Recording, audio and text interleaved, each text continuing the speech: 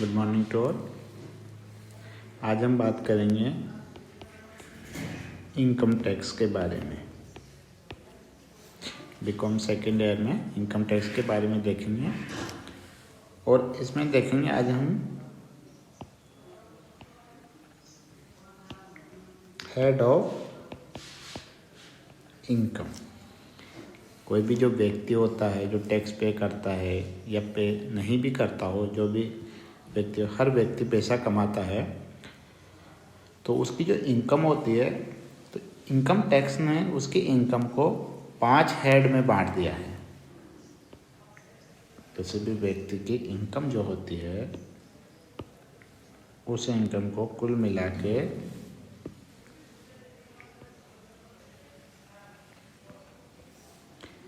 5 head में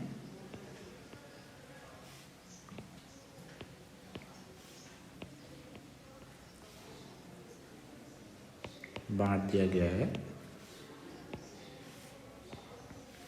अब देखो, इनकम के सोर्सेज तो बहुत सारे होते हैं, एक ही हेड में आपको बहुत सारे सोर्सेज मिल जाते हैं, लेकिन उनके जो इनकम के यूँ मान सकते कैटेगरी जो है वो 5 कैटेगरी में बांट दी है किसी भी व्यक्ति की इनकम को। और प्रत्येक कैटेगरी में सोर्सेज बहुत सारे हो सकते हैं, यानी पैसा कमाने का तरीका बहुत सारा हो सकता है, लेकिन कैटेगरी यानी हेड जो है इनकम के, इनकम टैक्स के अकॉर्डिंग वो 5 हेड होते हैं। वो हेड मैं बताऊंगा। सबसे पहला होता है इनकम फ्रॉम सैलरी। पहला जो पैसे कमाने का तरीका या जो हेड है वह है इनकम फ्रॉम सैलरी। सैलरी की इनकम जो फिक्स होती है, मंथली होती है।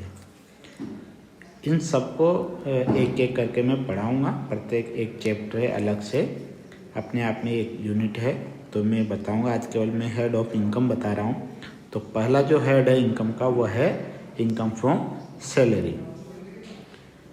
दूसरा जो हेड है वह है इनकम फ्रॉम हाउस प्रॉपर्टी।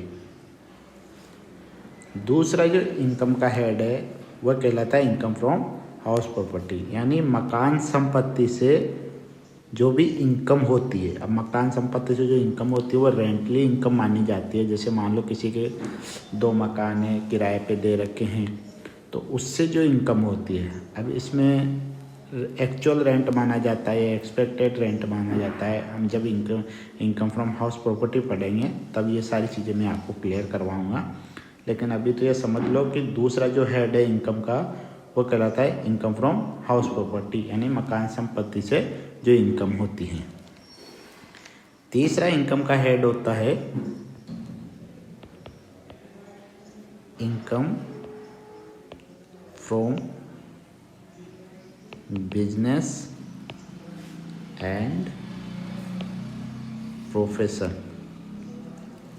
तीसरा जो हेड है इनकम का वो है बिजनेस और प्रोफेशन। बिजनेस मतलब कोई भी व्यक्ति जो व्यापार कर रहा है उसका जो प्रॉफिट है, उसमें क्या लेते हैं, मेनली प्रॉफिट लिया जाता है।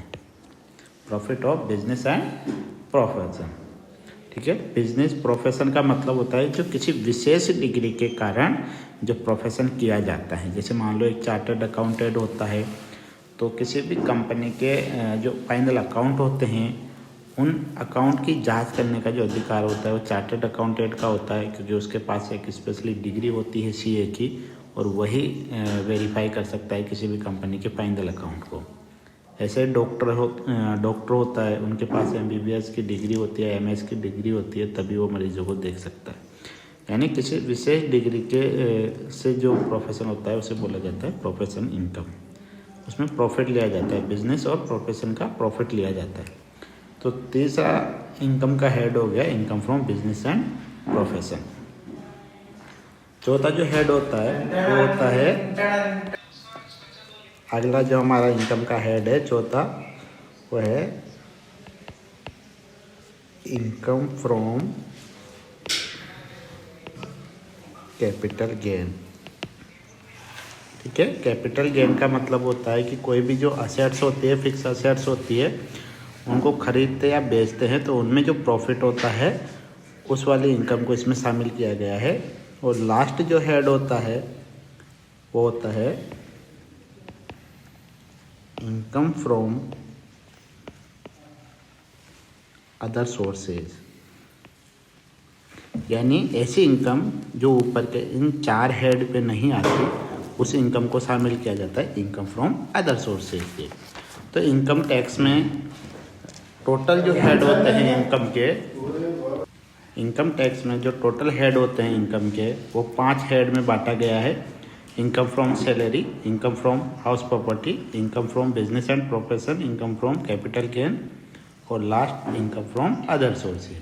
अब प्रत्येक हेड में जो सोर्सेज है बहुत सारे हो सकते हैं इनकम के, लेकिन जो हेड है वो 5 ही रहेंगे। ठीक है। अब इन सब को हम एक एक करके पढ़ेंगे नेक्स्ट क्लास से। ये अपने आप में एक यूनिट मानी जाती है। जैसे पहली यूनिट में इनकम फ्रॉम सैलरी आती है, दूसरी यूनिट में पहली जो इनकम फ्रॉम सैलरी और इनकम फ्रॉम हाउस प्रॉपर्टी, ये पहली यूनिट का पार्ट है। सेकेंड यूनिट में income from business and profession और थर्ड यूनिट में इनकम फ्रॉम कैपिटल गेन और अदर सोर्सेज। एक एक करके नेक्स्ट क्लास से हम इसको पढ़ेंगे।